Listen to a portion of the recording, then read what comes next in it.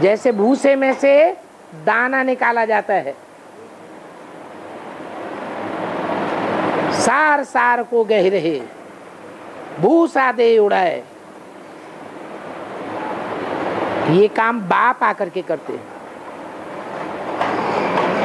तो हम भी सार सार की बातों को उठाएं। अभी शास्त्रों की ढेर झूठी बातों पर चिंतन करने से कोई फायदा नहीं। और स्वप्न में की गई हिंसा का स्वप्न में की गई हिंसा का पाप कर्म बनता है या हिसाब किताब पूरा होता है? बाप ने बोला है कर्मेंद्रियों से जो हम पाप करते हैं उसका पाप कर्म बन जाता है प्रैक्टिकल में। बाकी मनसा में हम जो दुष्ट संकल्प करते हैं उनका पाप नहीं बनता है। ये स्वप्न और संकल्प पूर्व जन्मों की रील घूमती है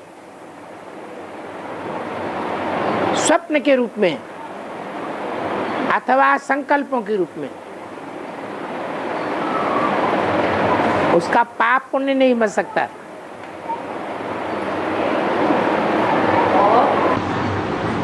सब देवताओं में संख्या सबसे ज्यादा बड़ा है। सब देवताओं में संख्या सब देवताओं का ज्यादा है ना बड़ा। हाँ, विष्णु दादा देवताओं में जो ब्रह्मा विष्णु शंकर हैं वो संगम युग के देवताएं हैं, और कृष्ण वगैरह जो भी 33 करोड़ देवताएं हैं 10 करोड़ उनमें खास वो सतयुग त्रेता के देवताएं हैं। तो संगम युग बड़ा है या सतयुग त्रेता बड़ा है? संगम बड़ा है। तो संगम युग में जो देवताएं बनते हैं नर से डायरेक्ट नारायण जैसे बनते हैं, वो बात ही कुछ और है।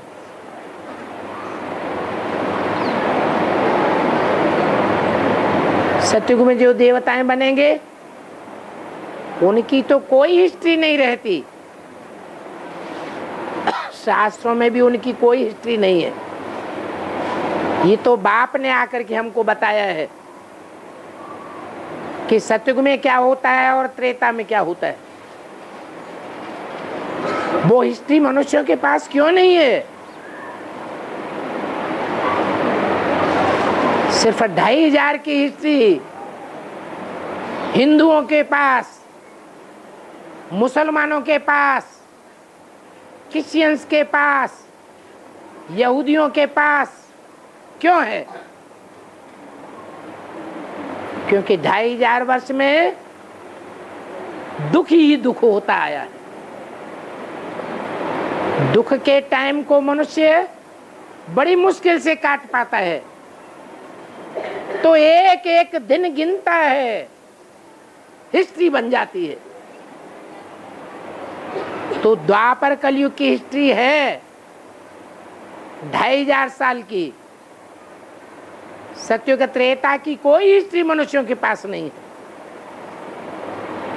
सतयुग त्रेता के देव आत्माओं के सिर्फ चित्र मात्र रह गए हैं। बाकी जो भी शास्त्रों में लिखा हुआ है, पुराणों में लिखा हुआ है, वेदों में, आरण्यकों में, उपनिषदों में जो कुछ लिखा हुआ है वो संगम युग की बातें हैं, जबकि भगवान इस सृष्टि पर आ जाता है।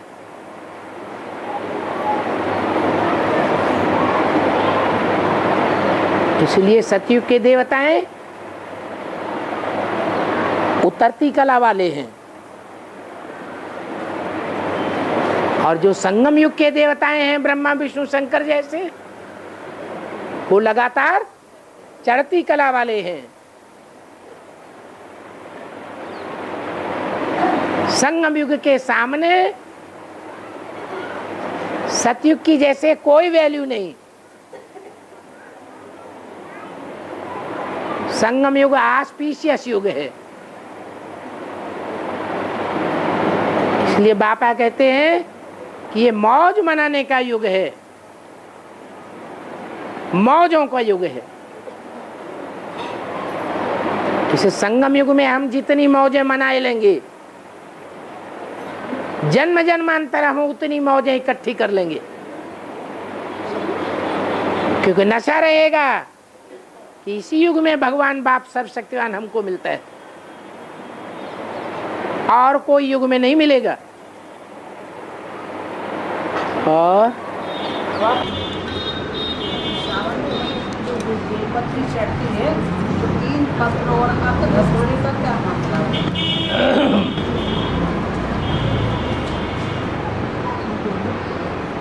वर्ष में 3 ऋतुएं होती हैं।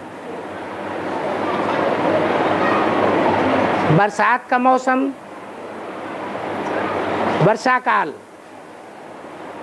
शीतकाल और ग्रीष्म ऋतु, गर्मी की ऋतु।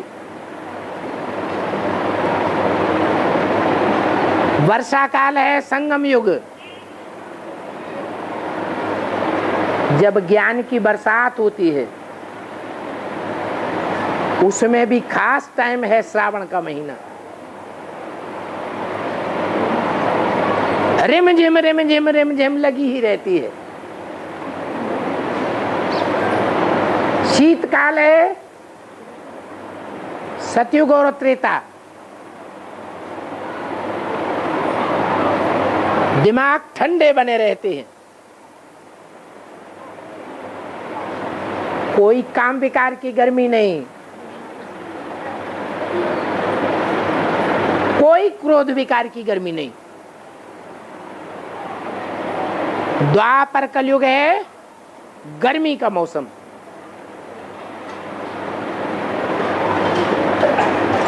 तो जो वर्षा काल है, उस वर्षा काल में भी जो विशेष श्रावण का महीना है, उस श्रावण के महीने में खास सोमवार के दिन। कौन से दिन? सोमवार। सोम माने क्या? चंद्रमा। चंद्रवार है। लोग समझते हैं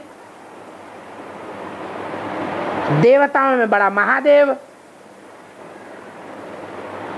लेकिन महादेव के भी सर पर कौन विराजमान है?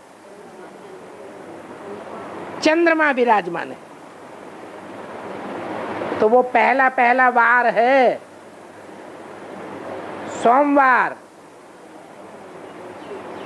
जबकि कृष्णचंद्र रामचंद्र कलाओं में बंधने वाली आत्माएं है ना, उनमें परमपिता परमात्मा प्रवेश करके पाठ बजाते हैं।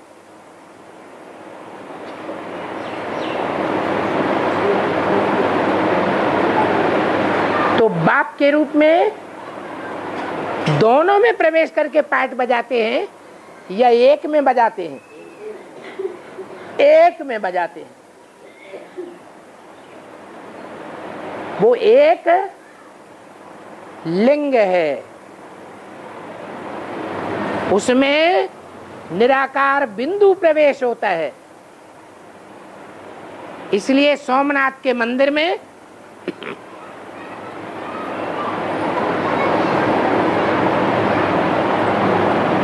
लाल लाल लिंग पत्थर था और बीच में हीरा जड़ा हुआ था। तो वो लिंग पत्थर किसकी यादगार था? है? और वो हीरा किसकी यादगार था? है? उल्टा कर दिया। जो हीरा बीच में जड़ा हुआ था वो है शिव की यादगार, बिंदु की यादगार। और हीरा जिसमें प्रवेश करता है वो देहधारी मनुष्य है, लिंग की यादगार। जो बाबा कहते हैं कि तुम मोरे छोटे रूप बिंदु को याद नहीं कर सकते हो, अच्छा बड़े रूप को ही याद करो। तो छोटा रूप हुआ वो हीरा और बड़ा रूप हुआ लिंग। भक्त किसे याद करते हैं? लिंग को याद करते हैं, क्योंकि भक्तों की बुद्धि तो उतनी सूक्ष्म नहीं बन पाती, और हम बच्चे तो सूक्ष्माति सूक्ष्म बाप के बच्चे हैं। हम सूक्ष्म से सूक्ष्म बाप को पहचानने वाले हैं। तो जिस शरीर रूपी लिंग में शिव बाप प्रवेश करते हैं, वो लिंग रूप जो पूजा जाता है वो संपूर्ण स्टेज में पूजा जाता है या अधूरे पुरुषार्थ में पूजा जाता है? संपूर्ण रूप में पूजा जाता है। वो संपूर्ण रूप तब बनता है जब वो निरंतर याद में मस्त हो जाता है।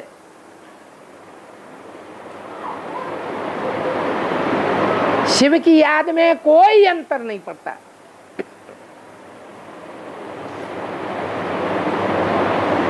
ऐसी निरंतर याद में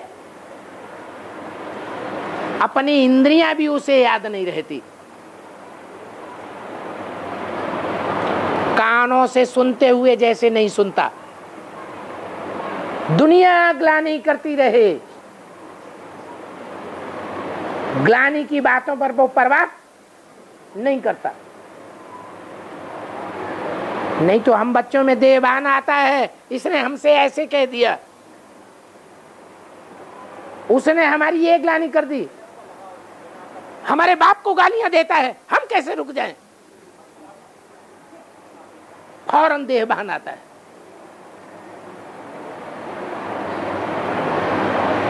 तो उसे देह की याद नहीं रहती, देह की कर्मेंद्रियों की याद नहीं रहती। कर्मेंद्रियां जैसे हैं ही नहीं। तो शरीर में से कर्मेंद्रियां निकाल दी जाए, टांग निकाल दी जाए, हाथ निकाल दिए जाए, बाहें निकाल दी जाए, इंद्रियों का वो हिस्सा, नाक, आंख, कान, मुख वाला हिस्सा निकाल दिया जाए, तो क्या बचेगा? लिंग बचेगा। वो जो लिंग है वो कोई आत्मा है या नहीं है? आत्मा तो है, लेकिन बाप उसमें प्रवेश करके ऐसा पुरुषार्थ कराते हैं कि वो पुरुषार्थ की संपूर्णता पर बाप समान बन जाता है। जैसे बाप निराकारी, निर्विकारी, निरहंकारी है, वैसे ही पहले नंबर में निराकारी, निर्विकारी, निरहंकारी कौन बनता है? शंकर बनता है। इसलिए शिव के साथ किसका नाम जोड़ा जाता है? शंकर का नाम जोड़ा जाता है। दुनिया में 33 करोड़ देवताएं हैं, देवात्माएं, उनमें से कोई का नाम नहीं जोड़ा जाता, एक शिव का नाम जोड़ा जाता है। क्या कारण है? ब्रह्मा शिव नहीं कहेंगे, शिव ब्रह्मा नहीं कहेंगे, शिव विष्णु नहीं कहेंगे, क्या कहेंगे? शिव शंकर भोलेनाथ। तो वो जो लिंग रूप है, संपूर्ण स्टेज की यादगार, वो लिंग भी तो कभी पुरुषार्थी रहा है कि नहीं रहा है? तो वो पुरुषार्थी जीवन में उसने ऐसा पुरुषार्थ किया है। कैसा पुरुषार्थ?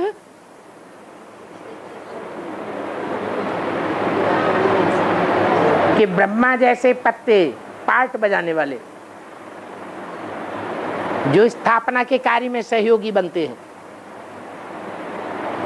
विष्णु जैसे पत्ते जो पालना में पार्ट बजाने वाले हैं, और शंकर समान बच्चे, शंकर समान पत्ते जो पापी दुनिया का संहार करने में पार्ट बजाने वाले हैं। ऐसे बच्चों को चुन चुन करके शिव को अर्पण किया है।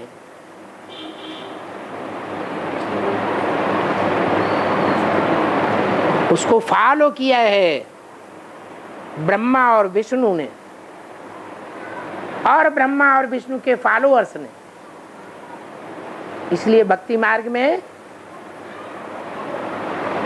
उन पत्तों का नाम दिया हुआ है श्रीफल के पत्ते। वो कौन सा फल है जिसको श्रीफल कहा जाता है? बेलपत्र। बेलपत्र को श्रीफल क्यों कहते हैं? श्री किसका नाम है? श्री कौन है? श्री है हाँ, लक्ष्मी। लक्ष्मी का एक नाम है श्री, क्योंकि वो सदैव पवित्र रहने वाली है।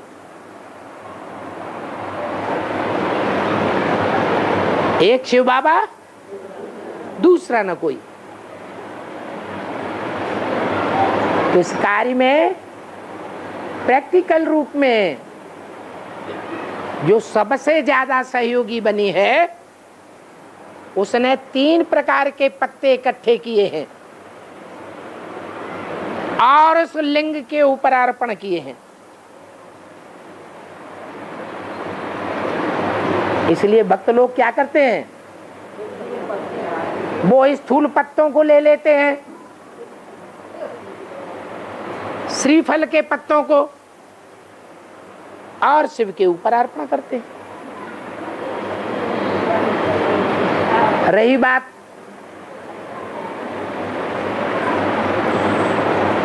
अक के फूल,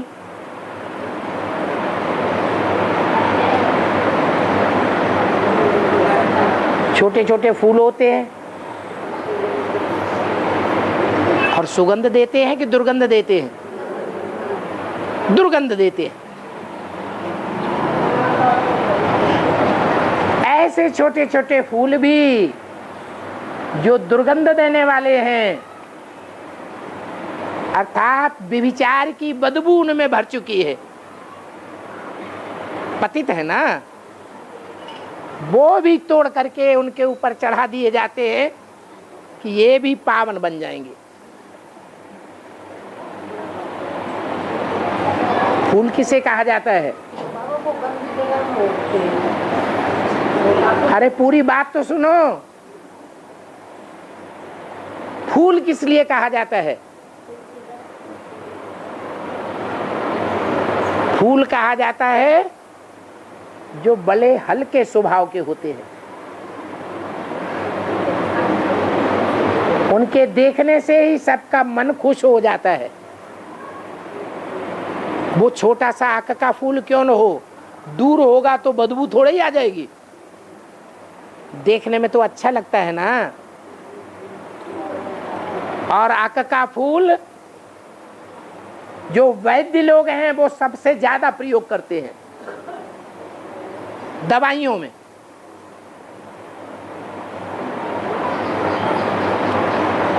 वो आक का फूल शिव के ऊपर अर्पण किया जाता है।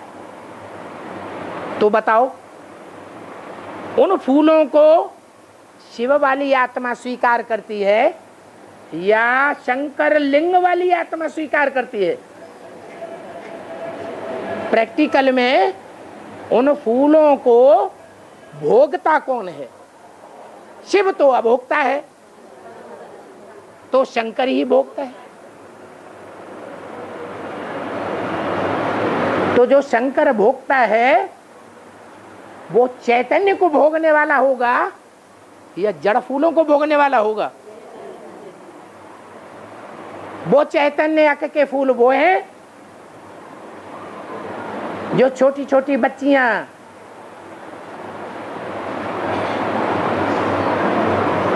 गंदे गंदे परिवार हैं जिनके लिए बाबा ने बोला है बाप बच्ची को नहीं छोड़ता, मामा भांजी को नहीं छोड़ता, चाचा भतीजी को नहीं छोड़ता, भाई बहन को नहीं छोड़ता। ऐसी छोटी छोटी बच्चियों को भी गंदा करके फिर यज्ञ में अर्पण कर देते हैं। वो है अक के फूल।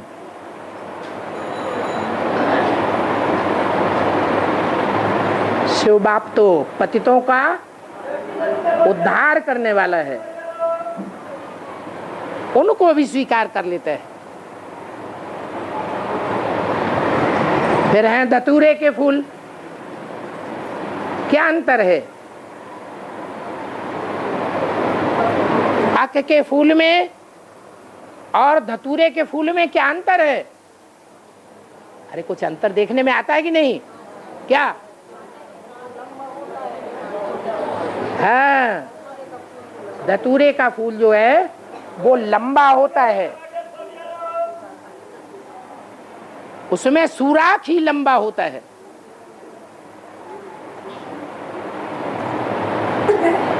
दुर्गंध भी आती है, दुर्गंध व्यभिचार से निकलती है। तो बाबा कहते हैं जो वैश्याएं हैं, कुब्जाएं हैं, अबलाएं हैं, सबल पुरुष उनके ऊपर आक्रमण करते हैं, वो उनके आक्रमण का मुकाबला नहीं कर पाती है, अपने को शिव शक्ति नहीं समझ पाती हैं, उनके वशीभूत हो जाती हैं। वो बूढ़ी बूढ़ी माताएं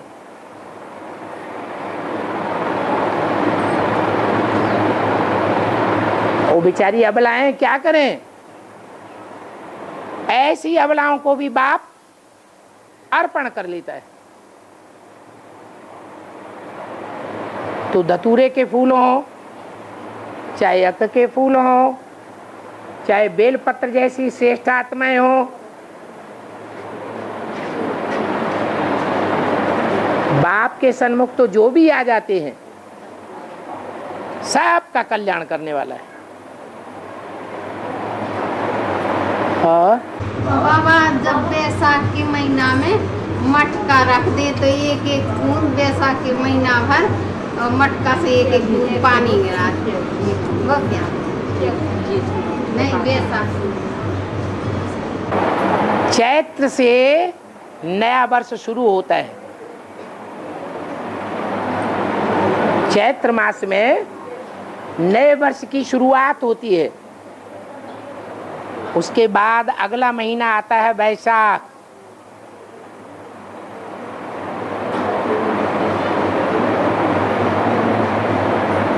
वैशाख के बाद क्या आता है? जेठ। भयंकर गर्मी का टाइम आता है। जब सागर मंथन हुआ तो सागर मंथन से पहले पहले विष निकला। विष गर्म होता है या ठंडा होता है? बहुत गर्मी होती है उसमें। वो विष को शंकर जी ने पी लिया।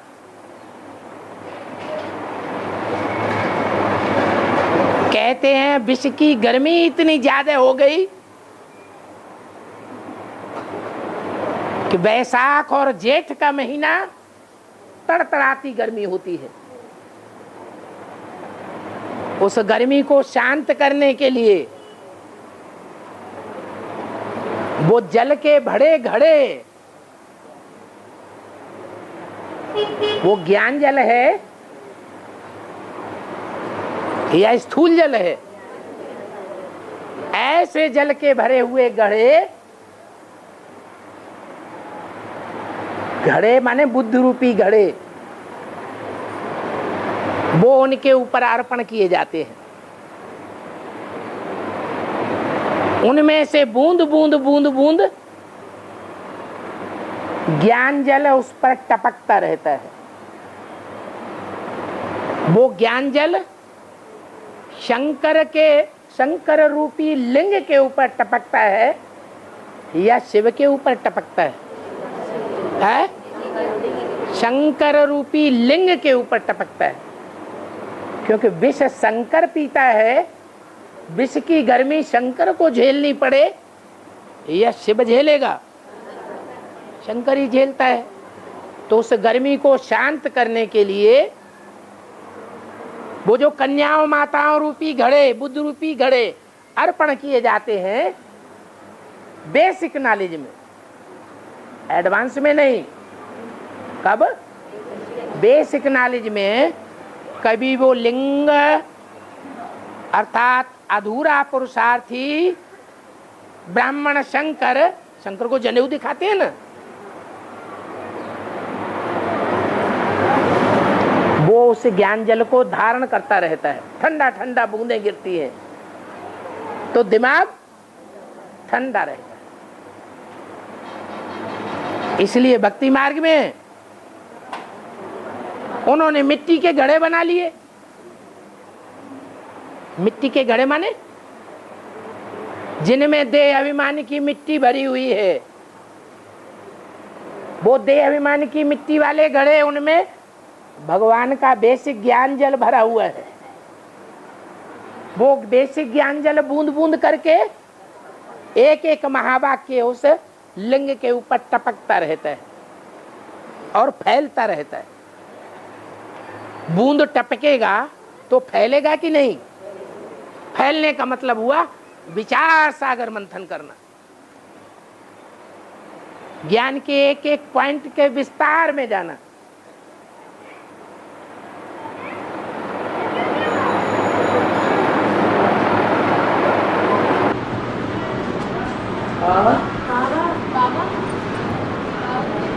पाप में पाप बढ़ाने का रहम करने आते हैं और उसका जम नहीं रहा, समझ नहीं आ रहा। पाप में पाप बढ़ाने का रहम करने आते हैं, तो पाप को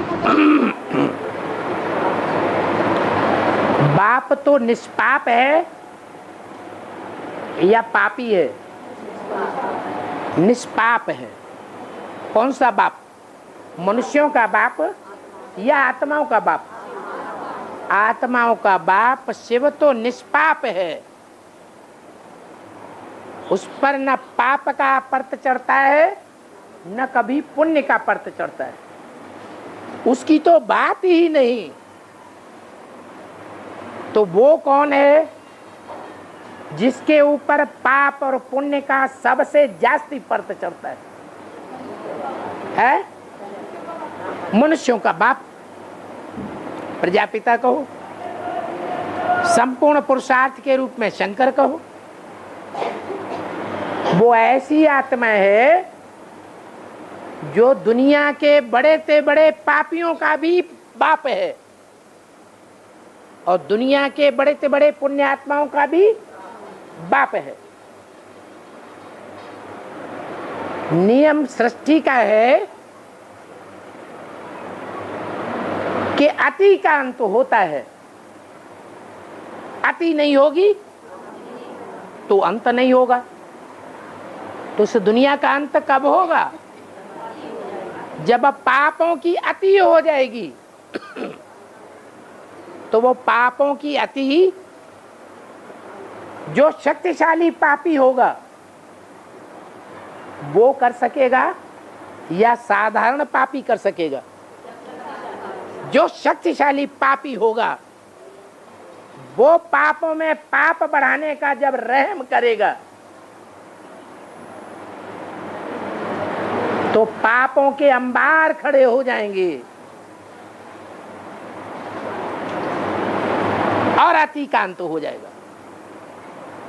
ये काम एक बाप के सिवाय और कोई कर नहीं सकता। और दो तरह के कौवे होते हैं, एक सफेद और एक नीले कलर का। बस में बेहद बेसिक में भी कन्याएं अर्पण होती हैं, छोटी छोटी कन्याएं अर्पण होती हैं कि नहीं? और एडवांस में भी कन्याएं अर्पण होती हैं। एडवांस में जो अर्पण होते हैं वो राजा किस्म की आत्माएं हैं या रानी किस्म की आत्माएं? राजा किस्म की आत्माएं हैं। और बेसिक में जो अर्पण होती है वो रानी किस्म की आत्माएं। अब बताओ उनमें सफेद कौन है और काले कौन है? काले हैं रुद्रमाला के। छोटी छोटी कन्याएं जो अर्पण होती हैं, और जो गोरे फूल हैं, गोरे आक के पत्ते हैं, वो बेसिक में। और बाबा भक्ति में ऊपर से आत्मा आती है, ऊपर से भक्ति महाराज में आत्मा तो हल्ला नहीं करना, राम राम में भी रथ को काटते इसमें का क्या अर्थ है? क्या जो ऊपर से आत्माएं आती है और भक्ति मार्ग में कहते उसको टोको नहीं, राम राम उनको टोको नहीं। भक्ति मार्ग वाले बेचारे जानते ही नहीं आत्माएं कहां से आती हैं। ये तो बाप ने आकर के बताया कि परम धाम से आत्माएं लगातार उतरती रहती हैं, उनका उतरना बंद नहीं होता जब तक सारी सृष्टि का विनाश न हो जाए। तो ये तो बात आप गलत कहते हैं कि भक्ति मार्ग में ऐसी मान्यता है कि आत्माएं उतरती हैं। तो क्या कहते हैं? राम राम कहो। ऐसी कोई बात भक्ति मार्ग में नहीं होती है। ये आपने अपने मन से बनाई है नहीं। हाँ बच्चा गणेश हाँ पार्वती का संबंध हुआ तो गणेश कहाँ था? गणेश नहीं हुआ? हाँ पहले था बाद में?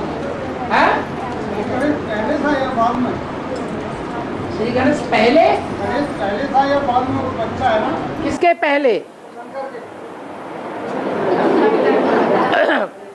पार्वती पहले या गणेश पहले है? अरे पार्वती पहले होती है या गणेश पहले होता है?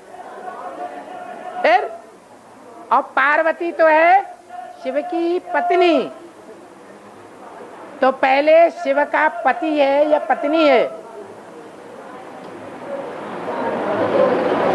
पहले बाप, फिर माता, फिर बच्चा। तुम क्या उल्टा करना चाहते?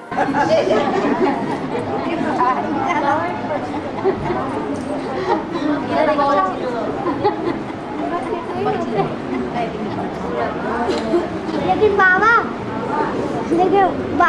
वो कार्तिकेय को भी तो आनंद शिव का बच्चा कहते हैं। हाँ तो वो कौन से नंबर पे है?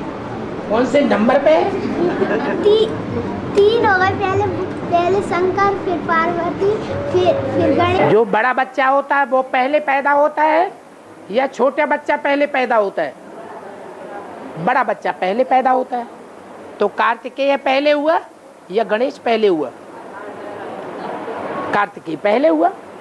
कार्तिकेय बड़ा भाई और गणेश छोटा भाई।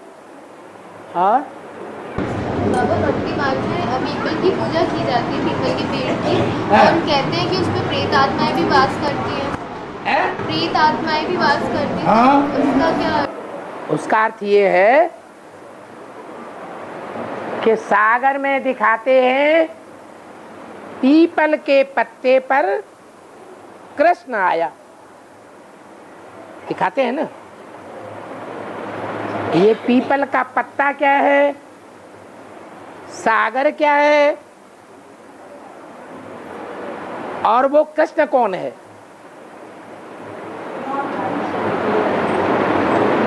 सागर है ये संसार सागर, विषय सागर, और पीपल का पत्ता है हल्की फुल्की नवैया। ऐसी हल्की फुल्की नवैया कि जब संसार सागर विषय सागर हिलोरें लेता है, माया के तूफान आते हैं,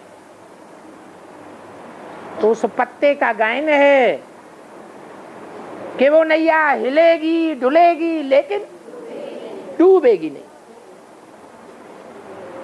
सारी दुनिया देखती है खेल को, समझती है कि अरे ये इतनी हल्की फुल्की नवैया, ये अब डूबी कि अब डूबी, लेकिन वो डूबती नहीं। क्यों? क्यों नहीं डूबती है? हाँ, क्योंकि कि जगदम्बा बाप की बेटी है। बाप अपने बच्चों की सुरक्षा करता है। उस हल्की फुल्की नवैया को खेने वाला खिवैया कौन है? स्वयं बाप है। तो जिस नवैया का खिवैया बाप है, वो नवैया तो डूब नहीं सकती। वो नवैया कृष्ण जैसे बच्चे को धारण करती है। कृष्ण जैसी श्रेष्ठ आत्माएं, जो बाप का फर्स्ट क्लास बच्चा है, ऐसी श्रेष्ठ आत्माओं को, ऐसी श्रेष्ठ आत्मा को अपने बुद्धि रूपी गर्भ में, पेट में धारण करके रखती है, तो वो नवैया डूब नहीं सकती।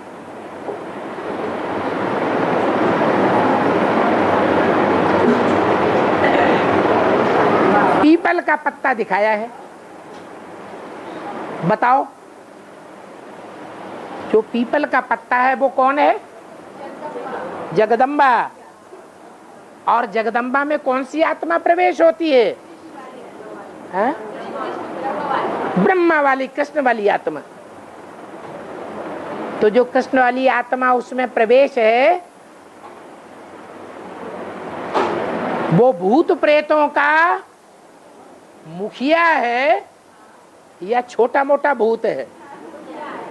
मुखिया है। वास्तव में कहें तो वो ही भूतनाथ है। उसके सामने कोई भूत की नहीं चल सकती। इसलिए पीपल के पेड़ को क्या समझते हैं भक्ति मार्ग में? कि उसमें भूत प्रेत निवास करते हैं।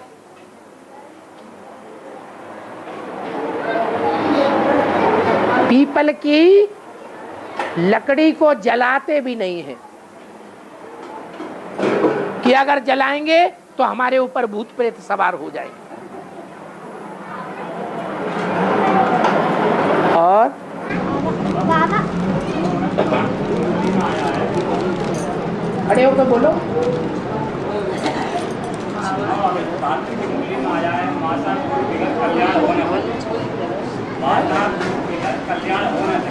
माता बिगड़ कल्याण हो न सके। है माता गुरु बिगड़ कल्याण हो न सके। हाँ, माता ही बच्चों को ज्ञान देती है। यहाँ पर माता गुरु बिगड़ कल्याण हो न सके दिखाया, लेकिन आपका नाम कल्याण का है। आपको पता नहीं है कि अव्यक्त वाणी में डायरेक्शन दिया है बाप दादा ने? विजय माला का आवाहन करो। क्यों? क्योंकि बाप कल्याणकारी नहीं है जब तक उसके साथ माता नहीं है। साथ में माता होगी तो बाप भी कल्याण करेगा, क्योंकि बाप प्रवृत्ति मार्ग की स्थापना करने आया है, निवृत्ति मार्ग की स्थापना करने नहीं आया है। इसलिए माता गुरु जरूर चाहिए। किस बात में गुरु? ऐसी कौन सी बात है जो पुरुष नहीं कर सकता स्त्रियां कर सकती हैं, माताएं कर सकती हैं। पुरुषों को दुर्योधन दुशासन कहा है, सब पुरुष। इसका मतलब है पवित्रता के ऊपर विजय पुरुष नहीं पा सकते। माताएं अगर अपनी पर आ जाएं तो पवित्रता के ऊपर विजय प्राप्त कर लेती है। इसलिए जहां तक पवित्रता की बात है, सब पुरुषों दुर्योधन दुशासनों को माताओं को अपना गुरु बनाना पड़े। अगर पवित्र बनना चाहते हैं तो अगर माता को गुरु बनाएंगे पवित्रता के मामले में, जैसे माता कहे वैसे चलो, तो पवित्र बनेंगे। अगर गुरु की बात नहीं मानेंगे, माता गुरु की बात को ठुकराएंगे, तो दुनिया की कोई ताकत नहीं है जो उनको पवित्र बना सके।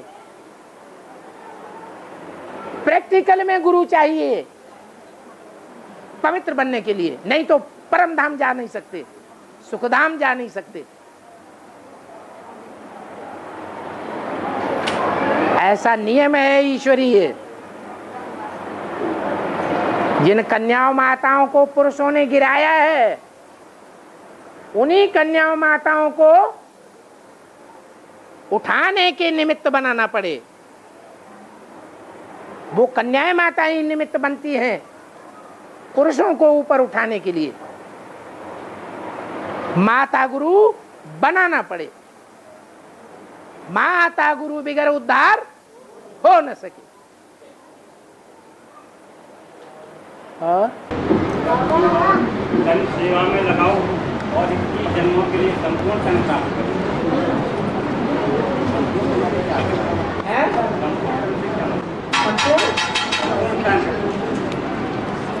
धन सेवा में लगाओ तो 21 जन्मों के लिए संपूर्ण धन प्राप्त करो। संपूर्ण तन का मतलब है उसमें कोई भी बीमारी नहीं लगेगी, एक भी उंगली कटी हुई नहीं होगी, अंग सड़े गले नहीं मिलेंगे। संपूर्ण शरीर कैसा मिलेगा? स्वस्थ कंचन काया शरीर मिलेगा। कितने जन्मों के लिए? 21 जन्मों के लिए। और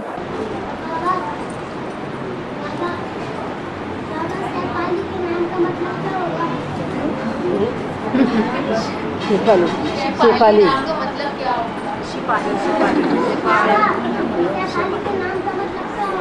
अरे क्या मुसल्लों के नाम बोलती है?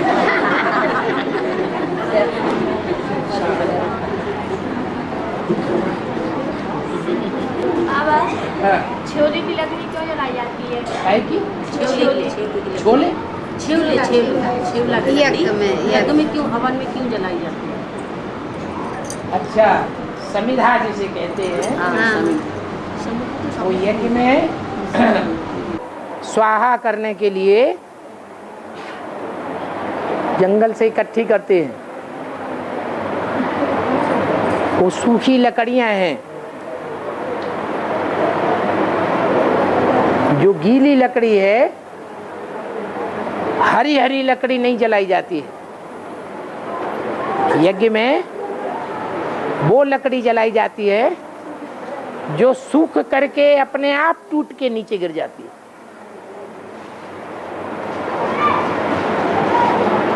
माना ये शरीर जो है ये भी एक लाठी है। ये शरीर रूपी लाठी से पुरुषार्थ किया जाता है। पुरुषार्थ करते करते जब संपूर्णता की स्टेज को ये पुरुषार्थ पहुंचता है, तब उसे यज्ञ में स्वाहा किया जाता है। उसको कहते हैं समिधा। और भक्ति मार्ग में चारों धाम जाते हैं, तो उसका मतलब क्या है? चारों धाम करने,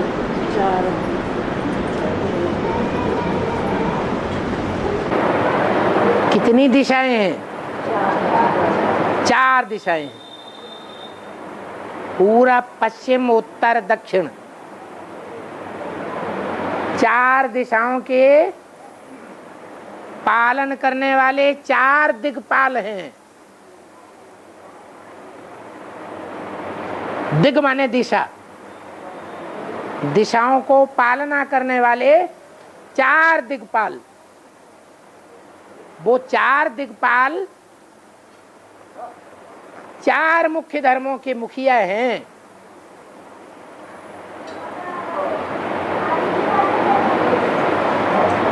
चार मुख्य धर्म कौन कौन से हैं? देवता, इस्लामी, बौद्धि और क्रिश्चियन। ये चारों मुख्य धर्मों की जो बीज आत्माएं हैं, जब भगवान बाप आते हैं, ब्रह्मा के तन में प्रवेश करते हैं, तो ब्रह्मा की मनसा की शक्ति से ये 4 कुमारों का जन्म होता है, जो 4 धर्मों के बीज हैं।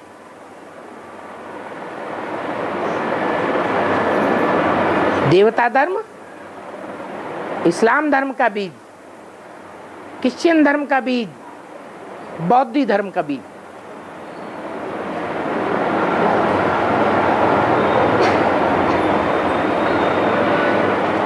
ये चारों दिशाओं में फैले हुए हैं।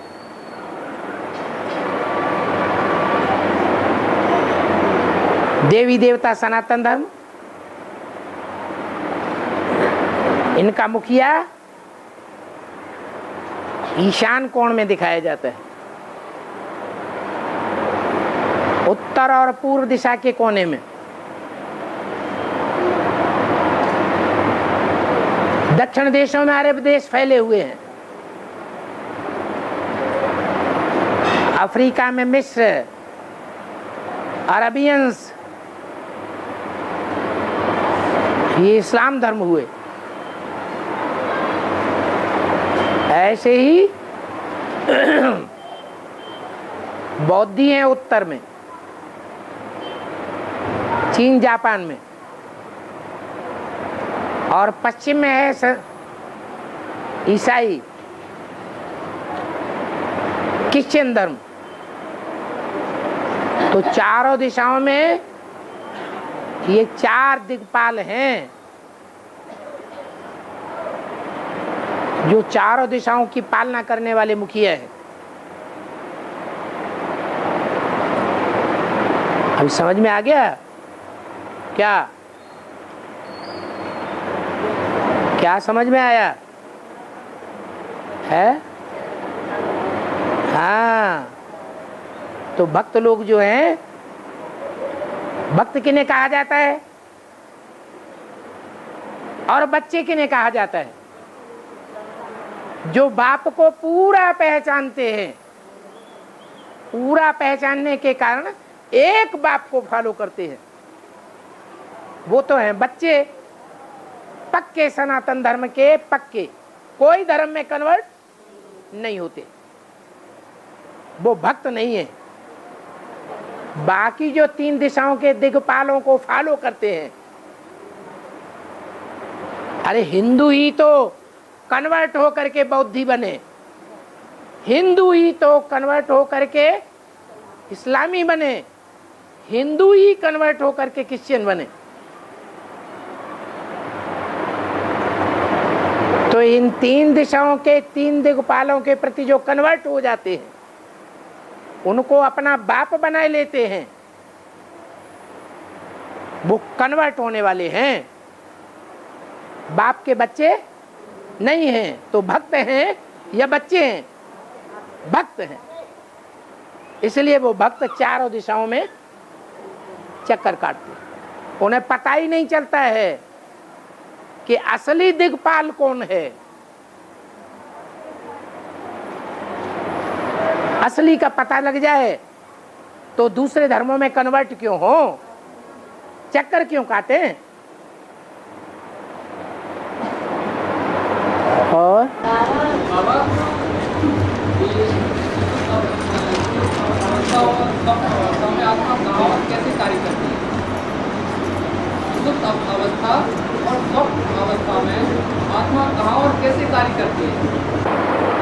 सुषुप्त अवस्था,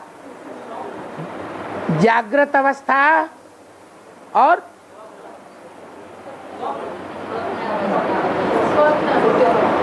एक सुषुप्त, एक स्वप्न और एक जागृत। बाबा ने कितने धाम बताए? 3 धाम बताए। एक परम धाम, दूसरा है सुखधाम और तीसरा है दुखधाम। तो आत्मा जब मनन चिंतन मंथन में है तो सूक्ष्म स्टेज को प्राप्त कर लेती है। ये सूक्ष्म स्टेज है। स्वप्न देखती है नई दुनिया की।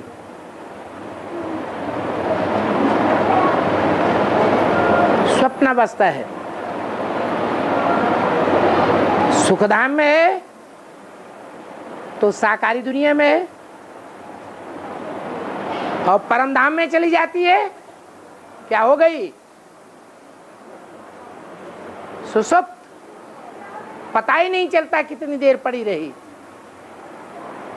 आदमी अगर घड़ी न रखे रात में और निविड़ अंधकार में अंधेरे में जाके सो जाए और सवेरे को 3 बजे जगे, घड़ी ना हो तो अंधेरे कमरे में पता चलेगा उसे कितनी देर तक सोती रही है? नहीं पता चलेगा। ये सुषुप्त अवस्था है। जो सुषुप्त अवस्था परम धाम में बनती है। ये बेहद की 3 अवस्थाएं हैं जो आत्मा धारण करती है। और अभी अभी आपने कहा था कि कृष्ण को मतलब रूपना भी है, और वहाँ झांसी में मंदिर बना हुआ है लक्ष्मी ताल का, वहाँ पर तो शिव शंकर का मंदिर उधर नाम लिखा हुआ है। झांसी में लक्ष्मी ताल पर मंदिर बना है शिव शंकर का, वहाँ पर भूत नाम लिखा हुआ है। तो इसका मतलब क्या है? क्यों शंकर के माथे पे कौन बैठा हुआ है? चंद्रमा भूतनाथ नहीं है? हाँ। शिव की पिंडी में जनेऊ क्यों लपेटते हैं? शिव की पिंडी पे जनेऊ क्यों लपेटते हैं? कलावा शिवलिंग जो होता है ना उस पर कलावा लपेटते हैं। ऐसे कलावा कलावा होता है ना, धागा लपेटते हैं। क्यों लपेटते हैं? लिंग का तो पता चल गया, लिंग कौन है। और भक्ति मार्ग में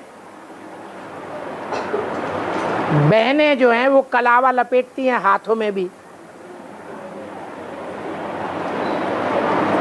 अब वो लिंग को तो हाथ पांव नाक आंख कान है ही नहीं, तो हाथ तो और पांव तो मिलता नहीं, उसका गला भी नहीं मिलता। तो भक्ति मार्ग में जो बेसिक वाली ब्रह्मा कुमारियां हैं वो उसको पवित्रता की राखी बांध देती हैं।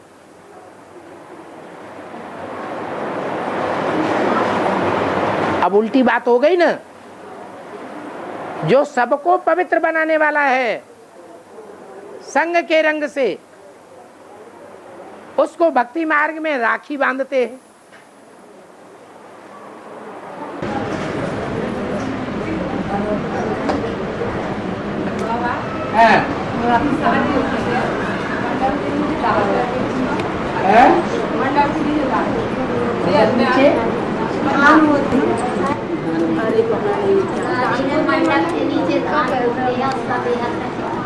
धान बोते हैं। धान जो है वो देह अभिमानी आत्मा की निशानी है। देह अभिमान का छिलका आत्मा के ऊपर चढ़ा हुआ है, उसको कहते हैं धान। अगर वो छिलका उतार दिया जाए तो चावल रूपी आत्मा निकलती है। जब टीका लगाते हैं तो धान लगाते हैं या चावल लगाते हैं? वो चावल आत्मा की निशानी है कि अपन को आत्मिक स्थिति में टिकाओ। तो वहां जो शादी होती है, उस शादी से पहले क्या बीजारोपण करते हैं? धान का बीजारोपण किया जाता है। धान बोएंगे तो पौधा निकलेगा या चावल बोएंगे तो पौधा निकलेगा? धान बोए जाते हैं, इसलिए थोड़ा सा देवान का हिस्सा जरूर होना चाहिए। और बाबा कहती कि प्रजापिता से पहले अष्टदेवों ने ठीक है, वहाँ तो माताएं दोनों अष्टदेव बने। जो दो माताएं दिखाई जाती हैं उनमें एक माता है विष्णु का पार्ट धारण करने वाली और एक माता है ब्रह्मा जगदम्बा का पार्ट धारण करने वाली। जो मुरली में बोला है, वास्तव में ये ब्रह्मा तुम्हारी जगदम्बा है। दाढ़ी मूछ वाली हमारी जगदम्बा नहीं है, उसकी पूजा नहीं होती। किसकी पूजा होती है? जो माता के रूप में जगदम्बा है उसकी पूजा होती है। तो तीन देवताएं हैं, नीचे है ब्रह्मा, उससे ऊपर है विष्णु। वो दो माताएं मौजूद थी और सबसे ऊपर बाप मनुष्यों का। तो तीन से जो षष्ठी चलेगी, वंश परंपरा चलेगी, उन तीन वंश परंपराओं में सबसे ऊंची वंश परंपरा कौन सी मानी जाएगी? है? अरे ऊपर शंकर, बीच में विष्णु, नीचे ब्रह्मा, ब्रह्मा से ब्रह्म समाजी, विष्णु से वैष्णव संप्रदाय, शिव से शैव संप्रदाय। तो सबसे ऊंचे कौन हुए? जो शिववंशी ब्रह्मा कुमार कुमारी हैं। शिववंशी अर्थात आपस में भाई भाई, आपस में एक दूसरे को किस दृष्टि से देखें? हम भाई बहन भी नहीं हैं, क्या हैं? भाई भाई, आत्मा आत्मा भाई भाई। वो सबसे ऊंची वंश परंपरा हुई। तो जो 8 सबसे ऊंचे हैं वो ऊंच में से निकलेंगे, मीडियम में से निकलेंगे या नीचे में से निकलेंगे? तो सूर्यवंश में से निकलते हैं। वो है ज्ञान सूर्य, तीसरा नेत्र, त्रिनेत्री। वो सूर्य के बच्चे भी सूर्य समान हैं। वो दो माताएं अलग, उनकी कैटेगरी अलग हो जाती है। वो शिववंशी में नहीं आ सकते, रुद्रमाला के मणकों में नहीं है, राजा नहीं बन सकते।